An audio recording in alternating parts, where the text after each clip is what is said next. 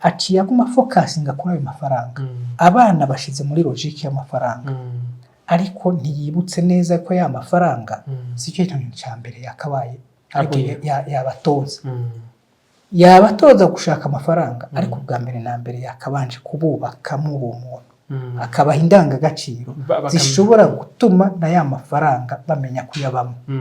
Ariko icyo rero kenshi sico usanga abantu bariko barashira imbere. Nuvuga ngo ya mafaranga nimba ari karayabona agomba gushira muri logique abana gushaka yarenze. Ariko rero iyo umaze kuja mu kintu kimeze nka bene ico, meaning y'ubuzima yitakaza cyane rwo, kuko impamvu uvuga ngo meaning y'ubuzima ico gihe yatakaza.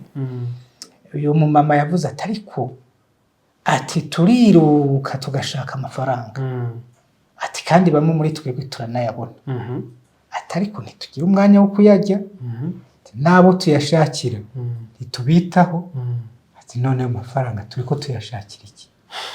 Ndi nawe tuyashore muri ikibazo rero uyu munsi rero ni iki? Nuko gushika umunsi bariko banabishira no mu burere bw'abana. Uyu munsi dufata urugero nk'ubu, umuntu aravyara umwana, aho kubanza gutekereza ikintu cyo kumwubakamo umuntu, agatangira kumubona mu engineer akomeye, umuganga akomeye, mu avoka akomeye. Ubwo ivyo rero cyane cyane na amafaranga, nubwo atabivuga